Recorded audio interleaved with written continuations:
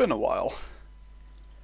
So, I may have gotten very distracted with the release of Fontaine, and finally had stuff to do in Genshin, so I've just been playing the game a lot. And I did record a video of me just rambling about the version 4.0 update, only for 4.1 to come out the same week I plan to post it, so my bad. Once the full Archon quest is finished in 4.2, I assume, I'll upload a semi-extensive review of the Archon quest and all of Fontaine's characters instead, so TLDR, a lore-type video instead of a gameplay analysis. But that's for later. Neuvillette, the Eudex of Fontaine, the Dragon Sovereign of Hydro, and part-time Dragon Ball character. Now, I didn't want to pull for Lenny as I'm not the biggest fan of bow users, and I really wanted to go for Yelan again as I need her for Abyss, but knowing both Neuvillette and Wriothesley were coming out in the next update, and I want both of them, I just had to save. And I won the 50-50 for Neuvillette, so I could finally make a new character in Hussus after, 3 months. Neuvillette is a 5-star Hydro Catalyst DPS unit with a heavy focus on charge attacks. For his basic attack, he does 3 swift fluent waves of his cane and deals mid-level Hydro damage to his opponents. Fairly average stuff so far. He's not a basic attack user, so they don't even hit that hard, but at least they look cool. But then we get into his charge attack. Tapping it will release a quick little burst of Hydro damage in a straight line, and I won't lie, it's pretty useless, but if you keep holding this charge attack, it begins to charge, indicated by the ring that starts forming. When the ring is full, he releases a giant Final Evolution Pokemon move to destroy everything in front of him. This is called Charge Attack Equitable Judgment. It has a 3-second duration and will never consume stamina. While his HP is above 50%, it will constantly drain his HP for some reason. I don't really know why, but my guess would be balancing. This attack is stupid powerful, and if you can aim properly, I guess, it will just destroy everything. There's no real high skill level to actually using this ability. His ability is actually up next, and it's really simple. You tap the skill to do AoE Hydro damage to his opponents, and due to him being a Fontaine character, he will deal an arc attack along with it. Neuvillette's arc alignment is Pneuma, so his ability can deal an extra hit via a Spirit Breath Thorn. To quickly explain the arc system, as I would have done this if I got Lenny, but I didn't, all Fontaine characters, Hydro Traveler included, have an alignment to one of the 2 main energies in Fontaine, Pneuma or Ulcia. Weezer? I'm gonna call it Ulcia. Cream or purple, basically. The main use of these abilities is to solve arc puzzles without needing to go and find Pneuma or Ulcia blocks, and when using an ability, a second hit based on the character's arc alignment will activate at set intervals. Lenny's also comes from his charge attacks though. This will cause any entity of the opposite energy to react or be stunned if it's an enemy. And this isn't even a pay-to-win mechanic, as the Traveller has Pneuma and Lynette, who you get for free, is an Ulcia character. Okay, back to Neuvillette. At face value, his ability seems very basic, and it's one of his best tools for his DPS though, as it summons source water droplets. But Mixel, what are source water droplets? I'm glad you asked, because before our dear Chief Justice was released, I had no clue. Source water droplets are these little blue balls created by both Neuvillette's skill and burst, and while charging up his charge attack, he can absorb these to 1. Heal himself, and 2, which is much more importantly, speed up the charging process of Equitable Judgment. This is his main synergy. Use his ability and ult to spawn loads of droplets, absorb them to speed up the charge attack process, wait 3 seconds till it's over, rinse and repeat until everything is dead or no more source water droplets are on the field. Now, unknown to me, Hydro Traveler can also summon these via their skill and their first Ascension passive, except these will only heal the Traveler and nothing else. But Neuvillette can still absorb them, so if you like Traveler, you can have some synergy with Neuvillette, I guess, if you're a Traveler main. His Elemental Burst, aside from looking badass as fuck, doesn't really do much. It's a lot of Hydro damage in a set AoE, and after a while there are 2 more hits of Hydro damage in a smaller AoE. But just like his skill, its main purpose is to spawn source water droplets. His ult will summon 6 of these instead of 3 like his skill does. There isn't really much to his burst, and playing Neuvillette is just really simple. You can do his trial for a minute and it becomes very clear what his gameplay loop is. Use skill, use burst, charge attack Equitable Judgment, damage all targets till the duration ends, repeat this charge attack until all source water droplets have been absorbed.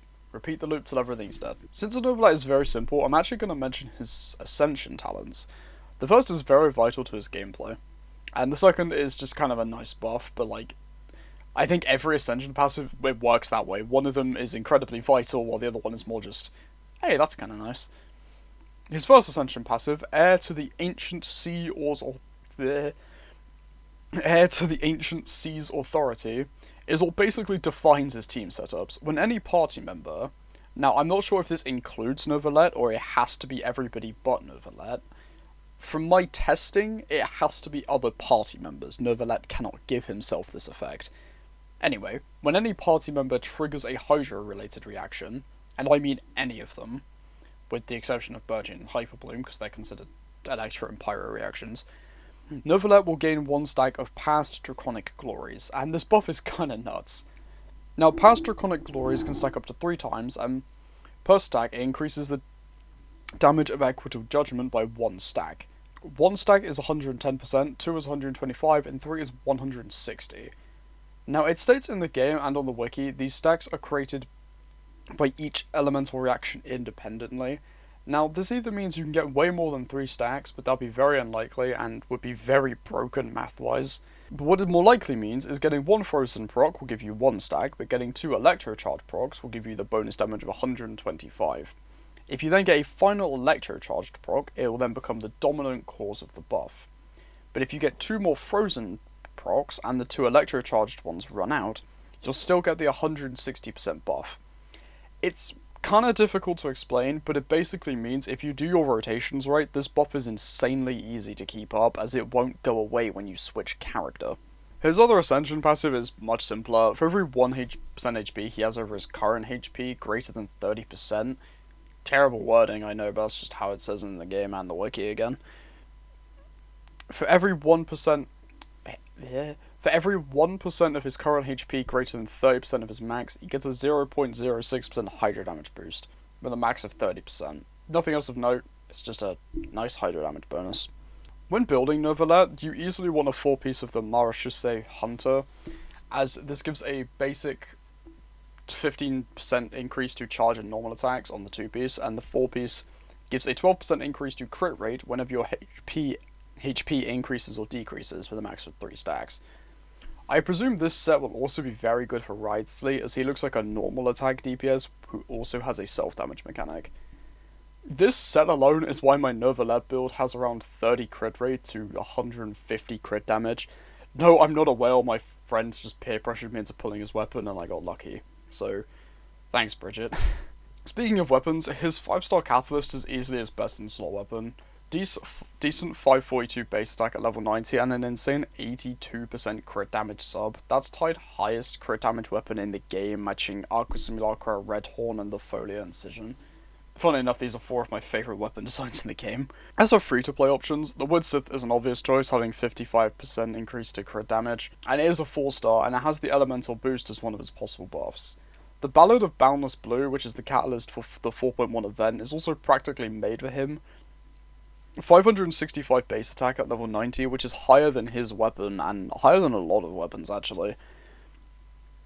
And has a good amount of energy recharge for the substat, and its passive is also a percentage increase to normal and charge attacks, so this could also be good for Wriothesley, I guess. It's a good free-to-play option, and finally, Flowing Purity, the craftable catalyst in Fontaine is alright. Having the buff to elemental damage and the Bond of Life mechanic attached to it, it's not a bad choice, but the Wood Sith is probably your best choice if you miss the event for the Catalyst. Lastly, I'll mention teams. You want a lot of diversity for him. Trigger as many reactions as possible. Me personally, I'm running Neuvillette as the main DPS, Yaimiko as the sub DPS, and Off-Field Electro, both for bonus damage and the Draconic Glory stack. Kazuha for crowd control and Hydra as well, then either Rosaria or Bennett, as Bennett can do a bit of extra healing for everybody else in the team. And Rosaria could also do the freeze proc, as well as Bennett could do vaporize. Bennett is a bit more risky though, as Kazuha is much more likely to swirl Pyro than he is Hydro.